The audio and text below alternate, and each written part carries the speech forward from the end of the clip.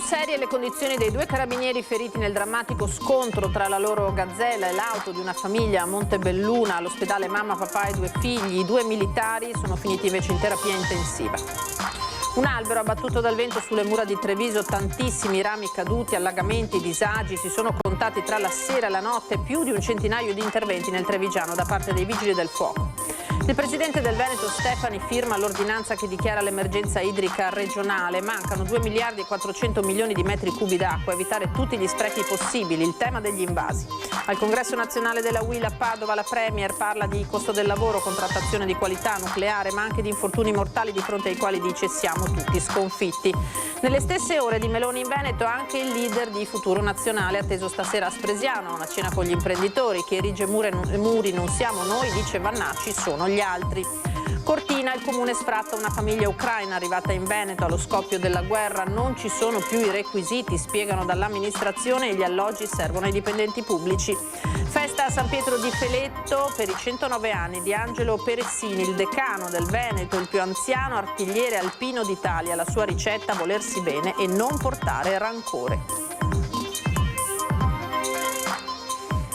Buonasera, bentrovati, eccoci in diretta con l'edizione di Treviso dei nostri telegiornali. Allora partiamo dalle condizioni dei due carabinieri rimasti seriamente feriti nello scontro tra la loro auto di servizio nel pomeriggio di ieri e la macchina su cui viaggiava un'intera famiglia. Siamo a Montebelluna, 6 feriti, tutti in ospedale con prognosi molto lunghe. Uno dei militari in particolare è in condizioni serie, in prognosi riservata. Il collega è uscito dalla terapia intensiva solo nel pomeriggio di oggi.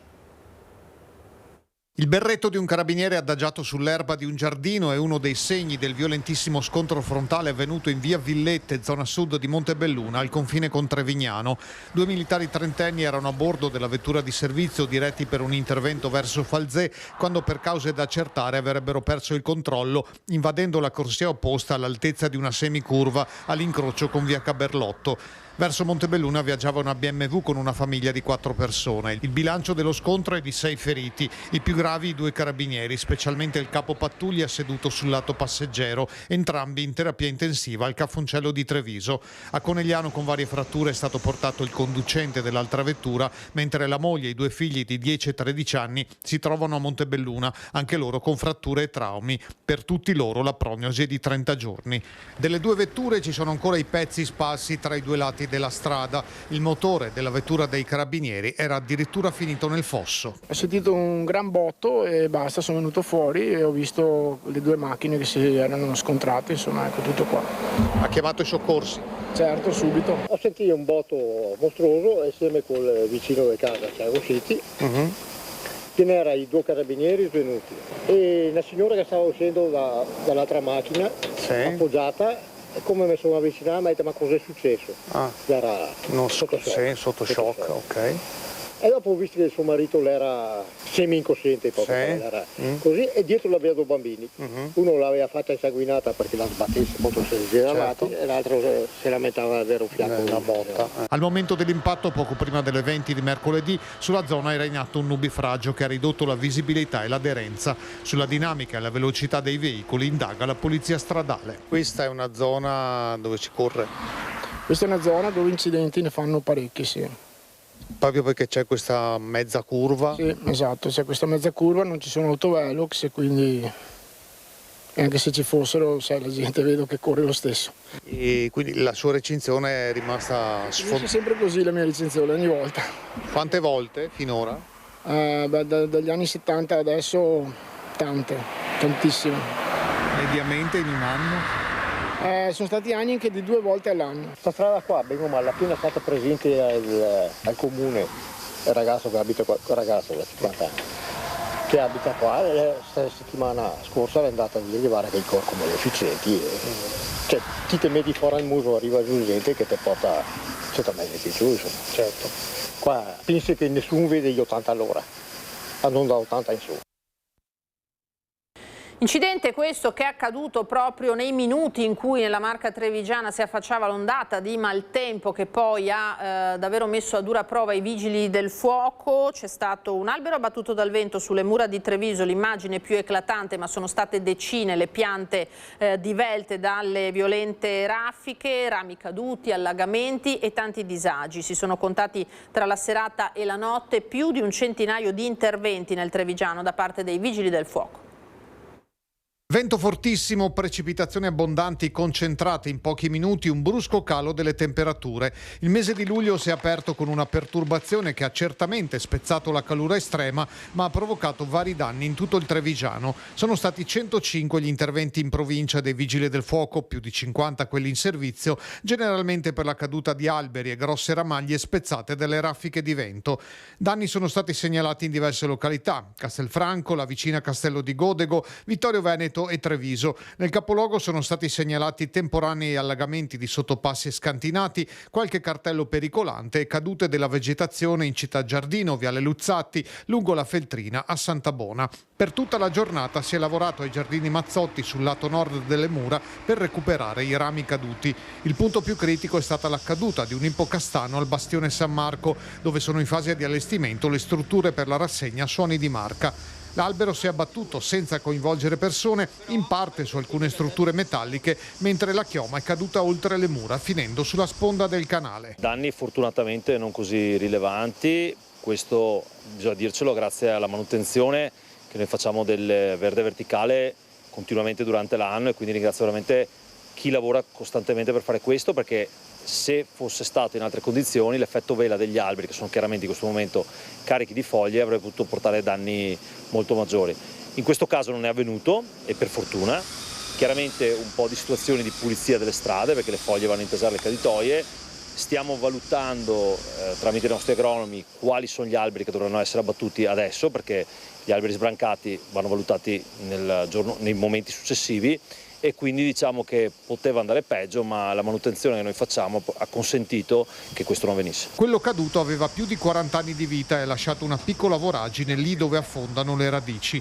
Tutti gli alberi di Treviso sono censiti, numerati e controllati uno per uno. Viene monitorato costantemente sia l'albero nella sua interezza, sia le radici, che vengono valutate se ha qualche malattia che magari non si possa vedere, quindi stanno molto bene, e quando abbiamo il rischio minimo che questo possa portare alla caduta dell'albero o il suo sbrancamento, noi lo abbattiamo e lo ripiantumiamo nello stesso luogo.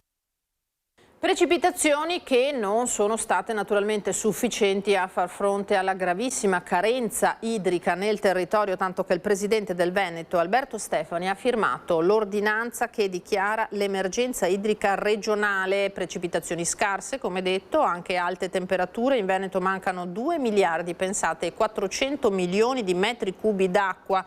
Evitare tutti gli sprechi possibili è l'appello che arriva da questa ordinanza, ma poi c'è anche il tema degli invasi.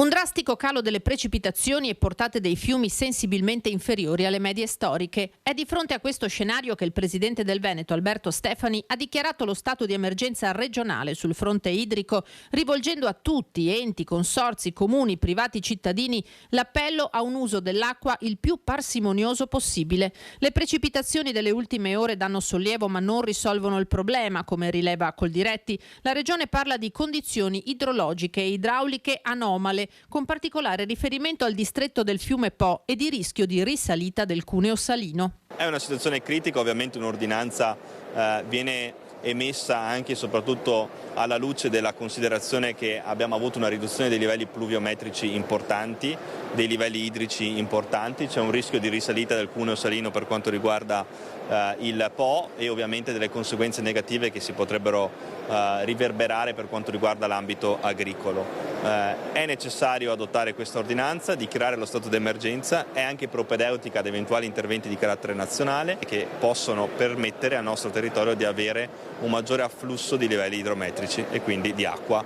anche e soprattutto per quanto riguarda il Po. Le percentuali parlano chiaro. Al 31 maggio l'anno idrologico ha segnato un meno 28%. Manca dunque quasi un terzo dell'approvvigionamento d'acqua, pari a quasi 2 miliardi e 400 milioni di metri cubi. Il gran caldo della primavera ha fatto esaurire in anticipo le risorse legate agli accumuli di neve. Le portate di Piave, Brenta, Po e Adige perdono dal 21 al 23% e in sensibile calo è anche il lago di Garda. Da qui l'urgenza di evitare tutti gli sprechi possibili. Il primo input è per strutture regionali, Genio Civile, consorzi irrigui. Vanno sensibilizzati gli agricoltori e predisposti appositi piani di siccità, consapevoli che tra luglio e agosto la situazione rischia di aggravarsi. Un richiamo alla responsabilità anche ai gestori degli invasi idroelettrici e a quelli del servizio idrico integrato, così come ai comuni e di conseguenza ai cittadini. Tutti devono concorrere a evitare sperperi e utilizzi superflui. Lo sguardo della Regione è puntato su fontane a getto continuo e pozzi per uso domestico, rispetto ai quali si chiede l'avvio urgente di un tavolo di lavoro per aggiornarne il censimento e verificare il rispetto delle norme che li regolano. Dai sindaci c'è dunque da attendersi apposite ordinanze che contingentino annaffiature di orti e giardini, lavaggio auto, riempimento di piscine e vasche. Il mondo agricolo, dal canto suo, accoglie favorevolmente l'ordinanza di Stefani, ma invoca soluzioni infrastrutturali. E qui il Presidente della Giunta regionale deve lavorare, cioè procurare soldi, molti, a livello nazionale, a livello proprio nazionale, a livello del governo, per creare almeno 3, 4, 5 accaparatori di acqua, chiamiamoli invasi, ma il termine invaso fa paura, accumulatori di acqua, per evitare che situazioni come queste, che si ripeteranno, possano ancora capitare. Se iniziamo adesso avremmo le opere fra 3 anni. Necessità di cui Bonda ha parlato nelle scorse ore anche al Ministero dell'Agricoltura, sottolineando che però non ci si salva da soli, e il Po ne è un esempio eclatante. Di fronte alla crisi idrica a monte hanno fatto scorte, lasciando all'asciutto il Veneto. Lutto tra i lavoratori dello stabilimento Electrolux di Susegana per la morte a soli 44 anni dell'operaio Oleg Baberuk, originario dell'Ucraina, da oltre 20 anni residente a Conegliano, morto all'ospedale di Trieste 15 giorni dopo il malore che lo aveva colto al largo del capoluogo giuliano mentre era in barca con degli amici. Tuffatosi per un bagno aveva perso conoscenza. Ricoverato d'urgenza nel reparto di rianimazione dell'ospedale di Cattinara, le sue condizioni si sono aggravate portando il 44enne al decesso. Una tragedia che ha sconvolto la moglie Natalia, anche lei lavoratrice Electrolux, le 2 giovani figlie della coppia. Gli operai dello stabilimento, appresa la notizia, hanno deciso di avviare una raccolta fondi a sostegno della moglie e delle 2 figlie. Il rito funebre cristiano ortodosso si terrà martedì alle 14:30 nella chiesa dei Santi Martino e Rosa a Conegliano, quindi la tumulazione nel cimitero di San Giuseppe. Al congresso nazionale della UIL a Padova oggi pomeriggio la Premier Giorgia Meloni ha parlato di costo del lavoro, contrattazione di qualità, nucleare, ma anche di infortuni sul posto di lavoro, infortuni mortali di fronte ai quali dice siamo tutti sconfitti. Di quale dignità parliamo se ancora oggi più di 1000 persone all'anno non tornano a casa dal lavoro?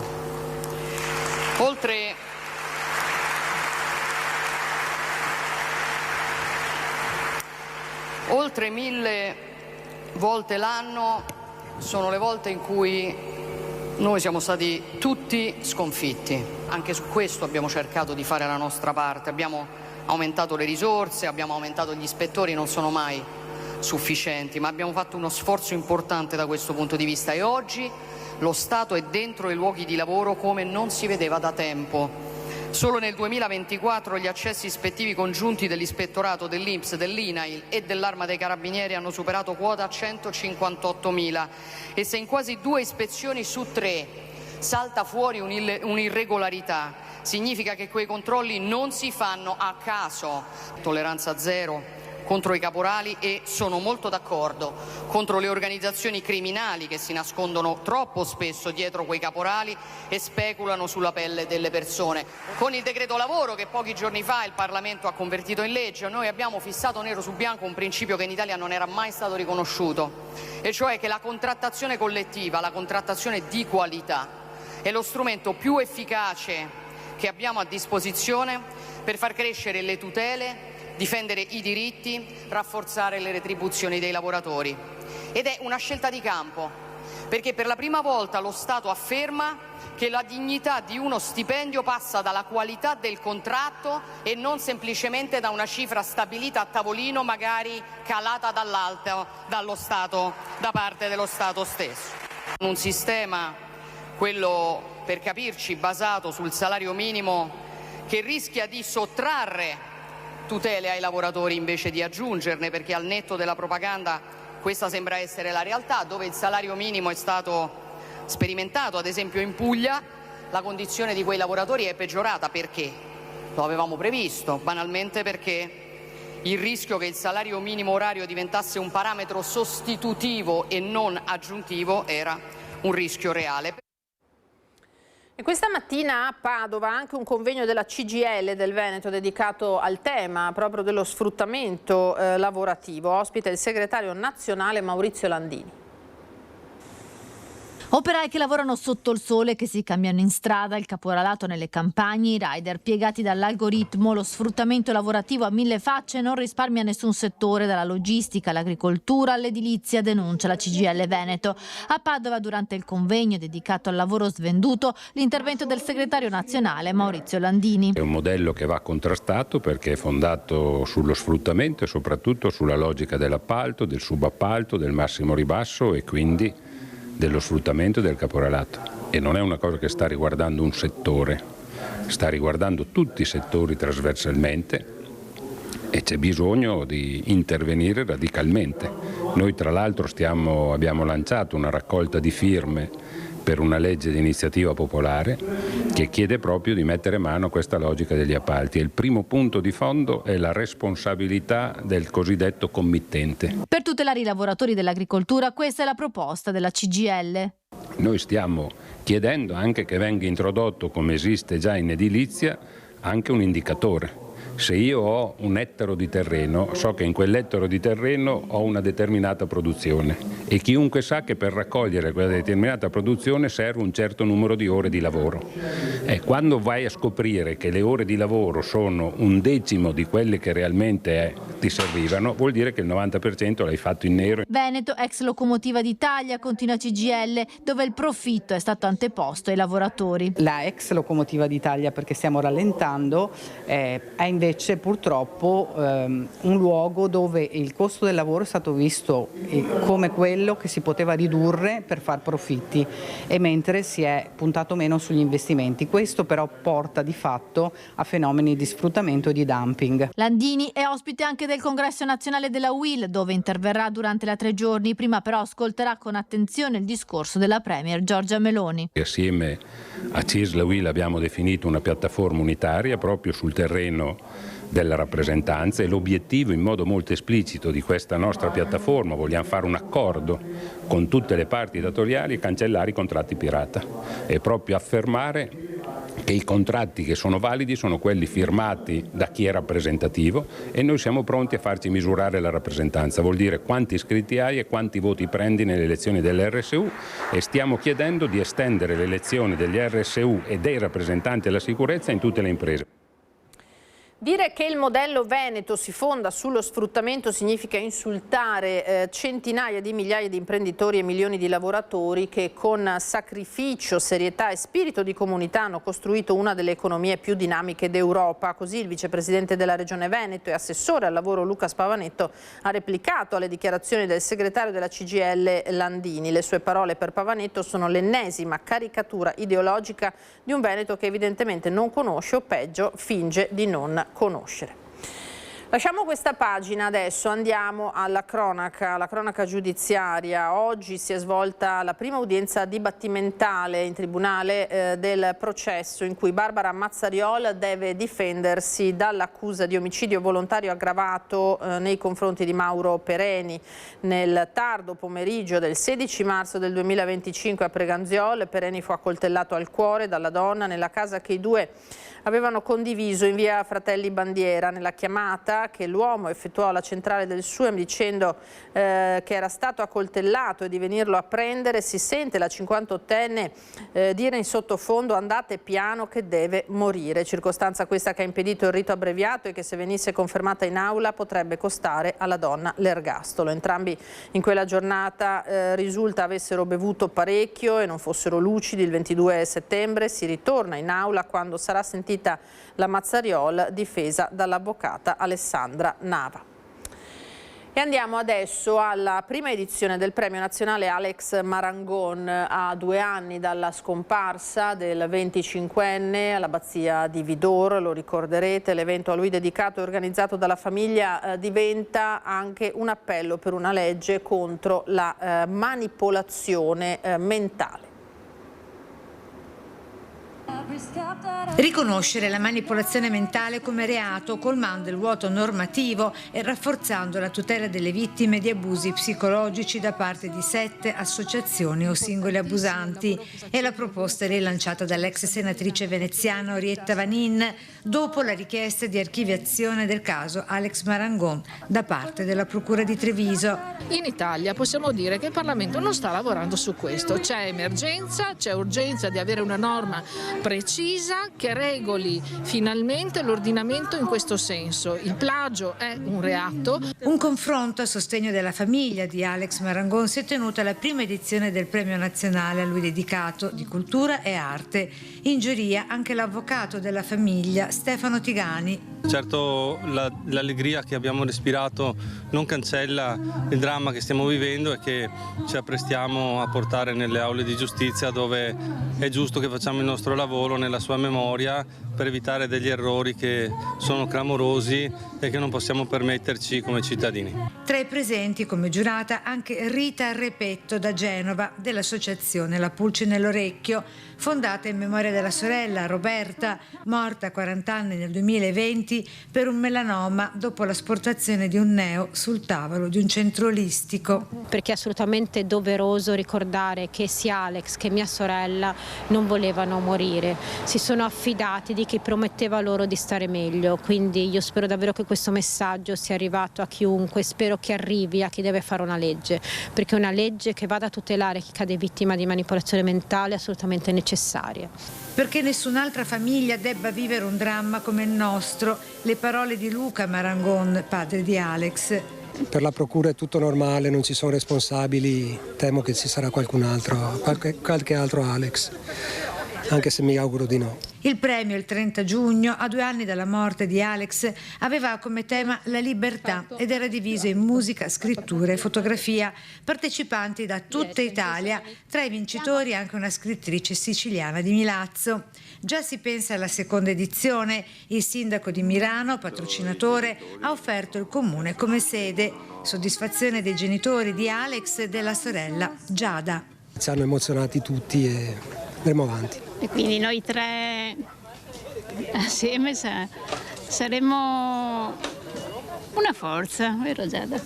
Io l'unica cosa che voglio dire è che mi fa piacere e da qui si riesce a capire il tipo di persona che è sempre stato Alex, che è arrivato in modi diversi a tantissime persone.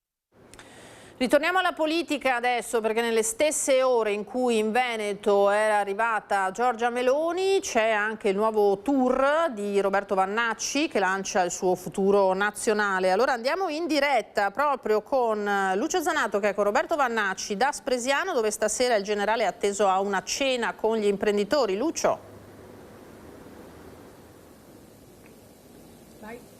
Eccoci qua, siamo in collegamento qui da Lovadina di Spresiano, siamo con il generale Roberto Vannacci. Generale, in questo suo tour oggi per il Veneto è arrivato anche qui, incontra degli imprenditori, che cosa intende raccontare e soprattutto proporre del suo movimento? Voglio proporre nuovo ossigeno per le piccole e medie imprese che sono il tessuto più importante del nostro sistema economico. Le piccole e medie imprese rappresentano il 96% del nostro tessuto economico, sono quelle realtà che creano ricchezza, che creano lavoro, che creano benessere. Dobbiamo scatenare la loro passione, la loro capacità di lavorare, togliere la burocrazia, togliere i legacci dell'Europa e rifare partire questa nazione e questa regione che è una delle più operose d'Italia. Ecco, in questa regione oggi c'è lei, ma c'è anche la Premier Meloni. Sembra che voi siate distanti eppure siete vicini perché siete dalla stessa parte. Perché non riuscite a dialogare? Presidente Meloni, hai il mio numero di telefono, mi chiami e dialoghiamo, non ho mai avuto problemi. Ecco, parlando di dialogo, secondo lei si riuscirà ad arrivare a un tema legato alle preferenze? Lei è d'accordo, però sembra che non si arrivi a capo di nulla giù a Roma. Ma perché Perché probabilmente nessuno ci vuole mettere la faccia. Futuro Nazionale sta portando avanti una lotta sulle preferenze perché siamo convinti che dobbiamo restituire la sovranità al popolo e la dignità al Parlamento. Nessuno degli altri partiti della politica tradizionale vuole le preferenze e questa è la politica che ha consentito poi di sistemare sugli scranni del Parlamento le mogli, i fratelli, i faccendieri, gli igienisti e magari anche qualche editore. Allora usciamo dalla casta, riapproviamo queste preferenze, l'ho già detto al Presidente del Consiglio, si raduni i suoi capigruppo, proibisca il voto segreto, andiamo a votare per le preferenze e facciamo in modo di restituire la sovranità al popolo e la dignità al Parlamento. Lei è qui in quello che molti giornali definiscono lo Zaia-stan, cioè praticamente lo stato di Zaia. E con che proposta alternativa per riuscire così ad avere qualche preferenza in più di qua? Ma io intanto non chiedo permesso a nessuno, non l'ho mai fatto nella mia vita, sono qua a portare le mie proposte, lui porti avanti le sue e poi vedremo chi vince. Il suo disegno di Stato quanto influisce nella sua formazione militare? Ma influisce tantissimo. Io ho servito in armi la patria, ho giurato fedeltà alla patria e alla Costituzione ed è con lo stesso spirito che affronto la vita politica. Non solo, ho fatto questa scelta per le mie figlie, perché voglio dar loro un futuro migliore e dandolo a loro lo voglio dare a tutti i giovani italiani. Cosa risponde a chi dice che lei è un estremista di destra? Che mi trovi nel programma del mio partito una proposta estremista. Quale sarebbe il supporto alla famiglia naturale? Padre, madre e figli? Quale sarebbe il fatto che in Italia io voglio che vivano gli italiani e che in Francia debbano vivere i francesi e che in Algeria debbano vivere gli algerini? E questa è la proposta estremista? Oppure è più estremista magari la proposta di qualcun altro che vorrebbe aprire le frontiere a tutti i disperati della terra e avere qualcuno che qua ci imponga la loro cultura e la loro civiltà?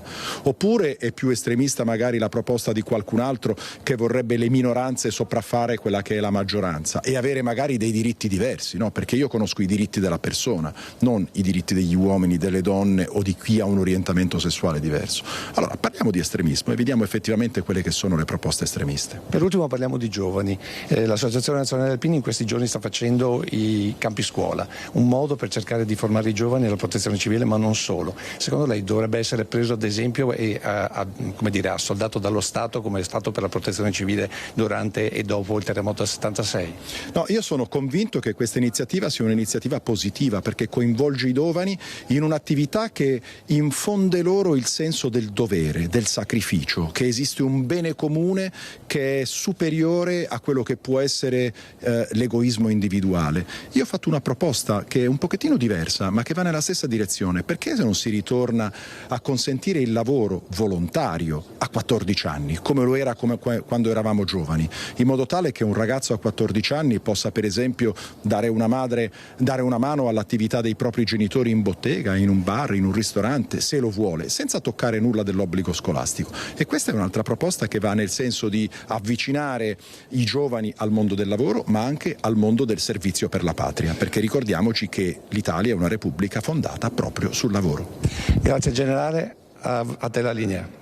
Grazie a Lucio, grazie a Roberto Vannacci naturalmente che si accinge a trascorrere questa serata, questa cena con gli imprenditori. Noi ci fermiamo per qualche minuto di pubblicità, restate con noi.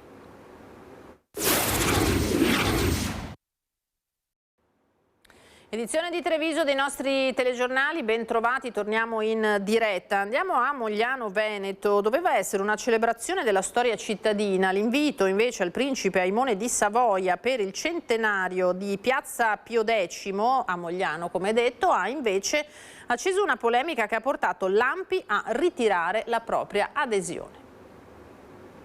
Rimango triste perché viene politicizzata una festa che è di tutti, che è identitaria, che è della nostra città. La celebrazione dei 100 anni di Piazza Pio X, del municipio e del monumento ai caduti, in programma il 4 luglio a Mogliano Veneto, si trasforma in un caso politico. A far discutere è l'invito rivolto dal comune ad Aimone di Savoia, pronipote del duca d'Aosta, che inaugurò la piazza nel 1926. Per il sindaco Davide Bortolato si tratta di un richiamo alla storia della città e al legame che il duca ebbe con Mogliano durante la Prima Guerra Mondiale.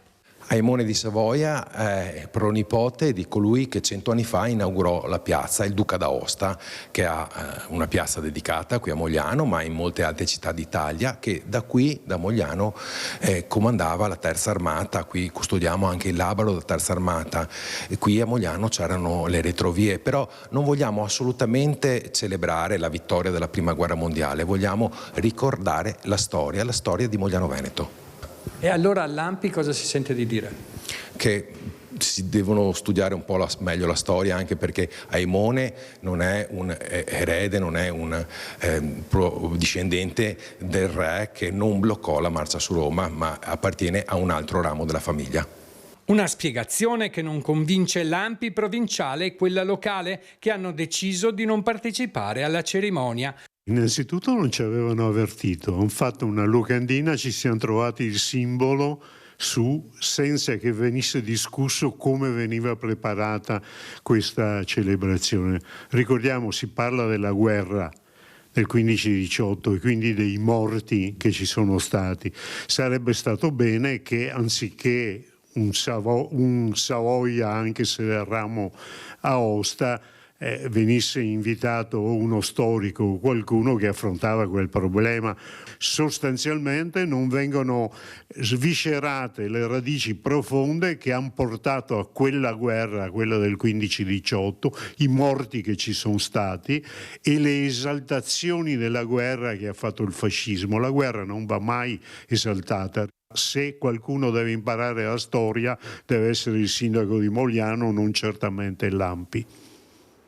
Ed è nato a grande guerra ancora in corso Angelo Peressini, oggi 109 anni, il più anziano residente del Veneto e il più anziano artigliere alpino. Cin cin.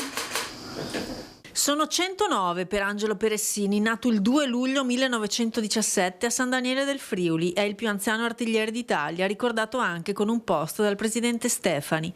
Decorato con la Croce di Guerra, divenne trevigiano d'adozione quando, tornato a casa dalla prigionia, morte le sorelle e il fratello, venne quasi adottato da una famiglia di conoscenti residenti nella Marca. Assunto dall'anonima elettrica trevigiana, oggi Enel, venne mandato a San Pietro di Feletto nel 1953, dove diventa l'angelo della luce. E io sono rimasto qua a tutelare tutte le persone che hanno bisogno della luce. Sposato con Maria, conosciuta ad una serata danzante, scomparsa dopo 63 anni di matrimonio, ha cresciuto 2 figlie, Adalisa e Rosella, e si è fatto amare da tutto il paese, che lo celebrerà con una messa solenne ed un pranzo speciale con autorità e amici. I segreti di tanta longevità sono semplici. La vita. Ah, Dio, bisogna considerarla leggermente e soprattutto volersi bene, non odio, non rancore, niente. Il papà è una roccia, io ho imparato a conoscerlo ultimamente, più che quando ero giovane, perché era un po' severo, ma insomma ci ha portato fin qua e siamo arrivati e gli insegnamenti sono stati buoni. Posso ringraziarlo. La sua bontà, la sua bontà. Sì, no, è vero, lui non si è mai intrigato con tante storie, ha sempre evitato i litigi e ha tenuto sempre un profilo basso, diciamo, quindi. E poi un po' di pazienza, specie con me ultimamente. Io ricordo Angelo a guardare le partite, finite le partite si mangiava il suo bel panino col pastin, con la cipolla e la sua bella birra. Super Angelo. Che persona è Angelo per lei? Magnifica e rara. Bravo.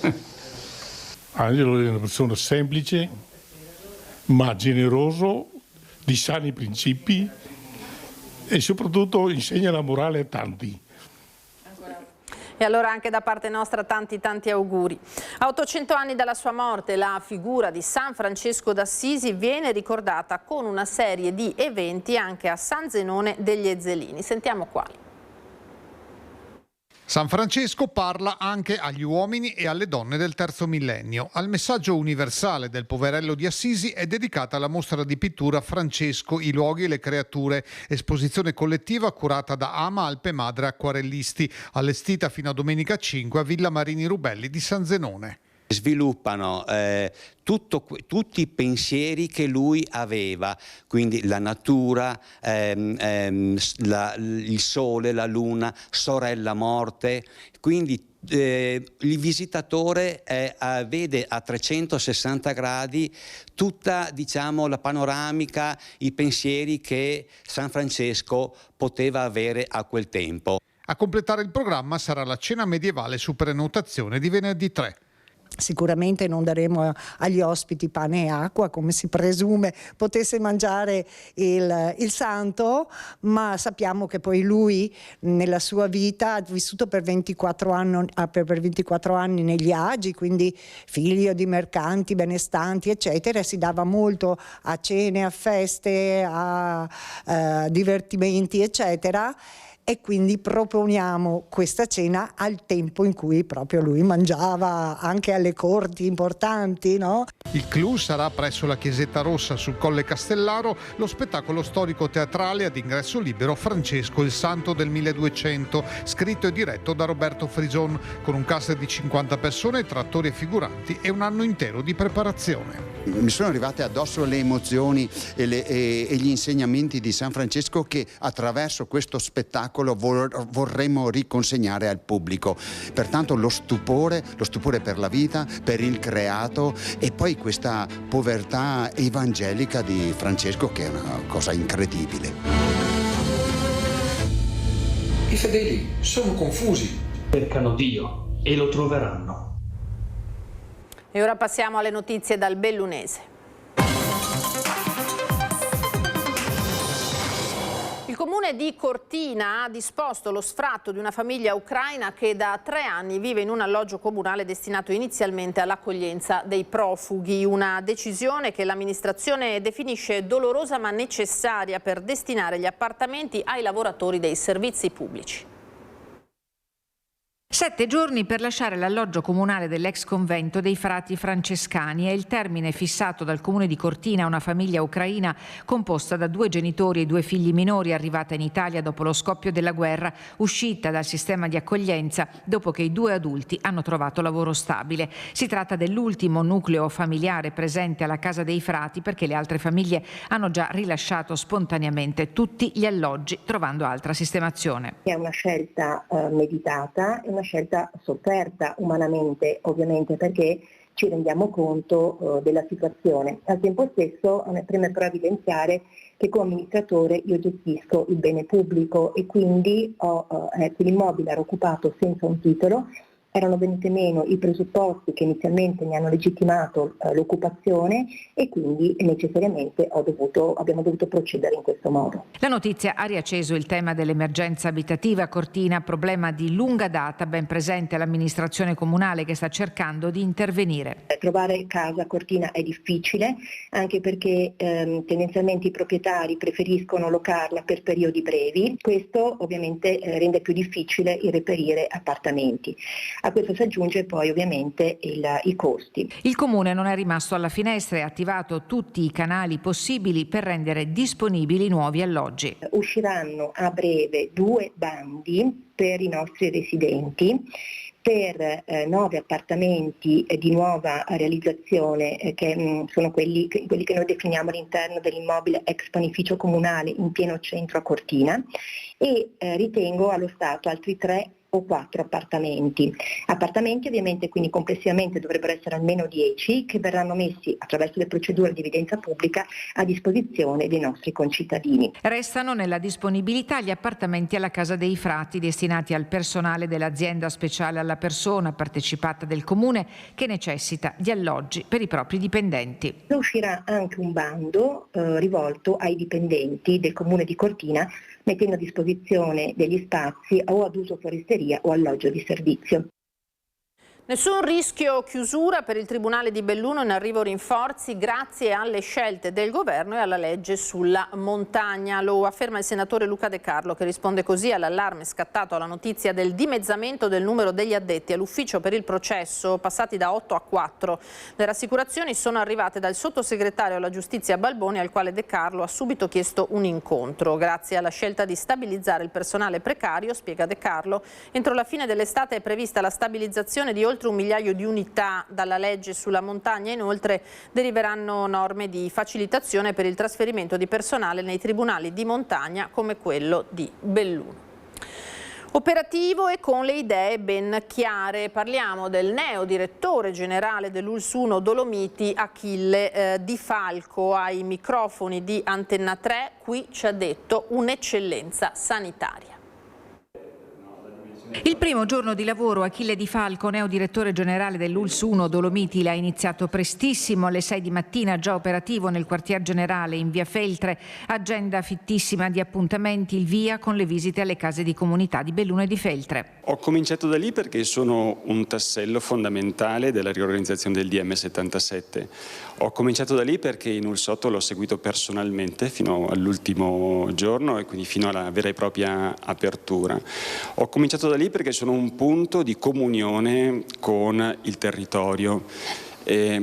Servono a, non centralizzare i servizi ma renderli coordinati. Una verifica di persona per appurare che le case di comunità non sono solo delle scatole, perché il vero cuore pulsante delle strutture sono le professionalità che lì lavorano. Non si tratta di servizi palliativi per tamponare le esigenze quotidiane dell'utenza, quanto di luoghi pensati per camminare a fianco dei pazienti con cronicità. È un percorso in divenire, quindi punteremo molto su questa casa della comunità, ma questo territorio non può avere solo le case della comunità, perché ci sono delle zone lontane, quindi le case della comunità dovranno lavorare con la tecnologia, c'è sicuramente la telemedicina, ma non possiamo sostituire l'attività domiciliare, no? Quindi le professioni sanitarie, in particolar modo gli infermieri territoriali e gli infermieri dell'ADI, che qui fanno un grandissimo lavoro, rimarranno nel territorio e cercheranno di essere connessi con le case della comunità. 53 anni, originario di Foggia, ma padovano d'adozione. La carriera professionale del dottor Achille Di Falco parte dalla corsia come infermiere,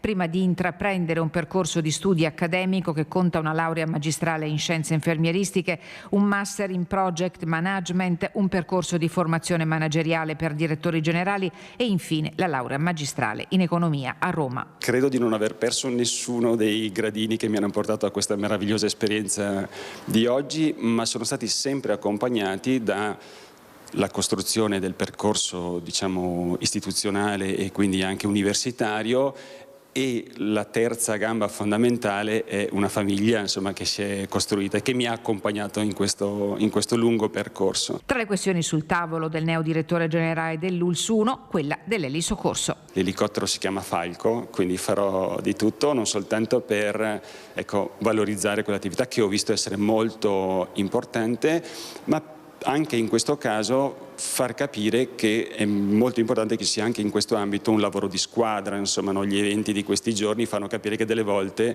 attorno all'emergenza ci possono essere delle disattenzioni. Cercheremo di coinvolgere in modo totale tutte le istituzioni che hanno un'attività specifica di questo tipo e la comunità per far sì di preservare questo importantissimo valore di questo territorio.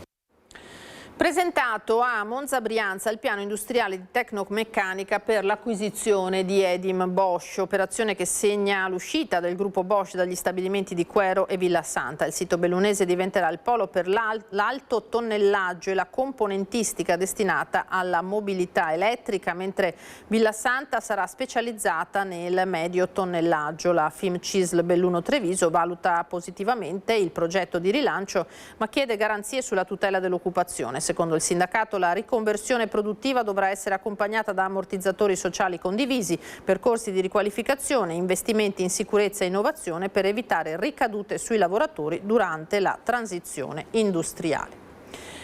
Solidarietà ferma e incondizionata. L'assessora allo sport Monica Mazzocoli e condanna degli attacchi personali a lei diretti durante l'ultimo consiglio comunale dal consigliere del gruppo misto Armando Stefani. Fratelli d'Italia fa quadrato attorno a Mazzocoli, che, scrive il capogruppo Alessandro Farina, sta portando avanti il suo mandato con dedizione, trasparenza e costanti risultati per lo sport bellunese. Farina auspica che arrivi una condanna unanime per ristabilire un clima di confronto civile e costruttivo per il bene della città di Belluno.